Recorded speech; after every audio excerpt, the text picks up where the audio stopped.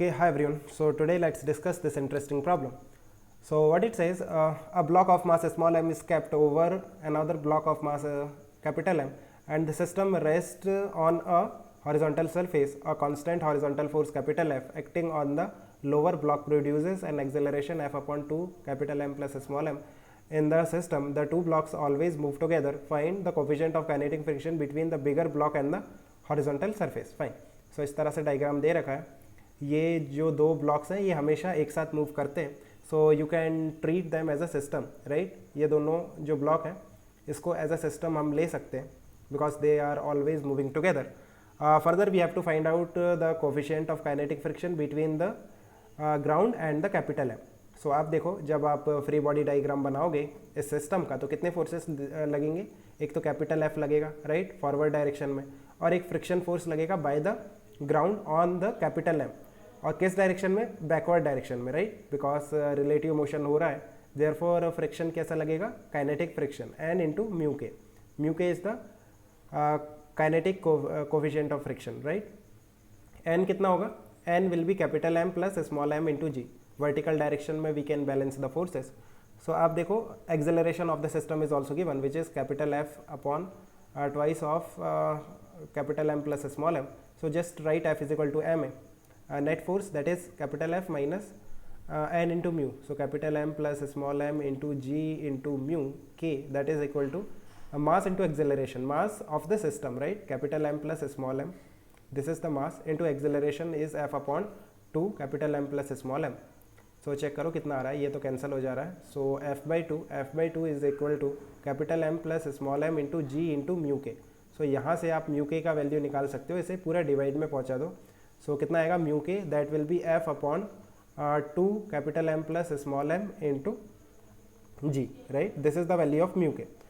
Okay, so second option check करते हैं. Find the frictional force acting on the smaller block. Fine. So smaller block में कितना friction force लग रहा है? कौन सा फ्रिक्शन लगेगा? Static friction, right, because relative motion नहीं हो रहा है. So there will be static friction between the two blocks. So आप देखो, ये जो नीचे वाला कैपिटल एम है इस पे फ्रिक्शन पीछे की तरफ लगेगा और ऊपर वाले ब्लॉक पे आगे की तरफ लगेगा static friction. Why? Because friction avoids the relative motion. और नीचे वाले ब्लॉक पे एक फोर्स लग रहा है कैपिटल एफ जो इसको आगे की तरफ ले जाएगा. सो देखो, रिलेटिव मोशन को अपोज करने के लिए फ्रिक्शन नीचे वाले ब्लॉक पे पीछे की तरफ लगेगा और ऊपर वाले ब्लॉक पे आगे की तरफ. Now there is only one force acting on the upper block, right, और acceleration of the upper block will be same as the lower block because they are moving together. So दोनों का acceleration कितना है? That is given F upon capital M plus small m by 2, है ना, ये दे रखा है. So you can write F is equal to ma. F is equal to mass into acceleration F upon 2 capital M plus small m. So this will be the value of friction force. Static friction होगा ये, right? You cannot equate this friction to n into mu.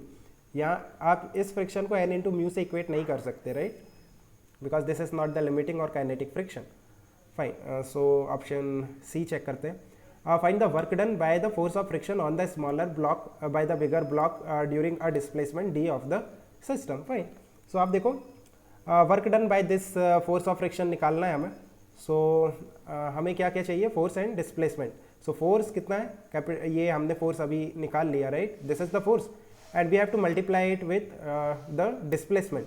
So displacement d है, so displacement d से multiply कर दो. Angle कितना होगा इनके बीच में? 0, राइट. देखो, फोर्स इस डायरेक्शन में लग रहा है और डिस्प्लेसमेंट भी सेम डायरेक्शन में ही होगा, हॉरिजॉन्टल डायरेक्शन में. So angle between the force and the displacement is 0. So therefore cos 0 will be 1. सो इतना वर्क होगा, right. This is the work done. Just multiply force with displacement. Fine. I hope it's clear. Let me know if you have any confusion. Okay guys, keep working hard. Best of luck. Bye.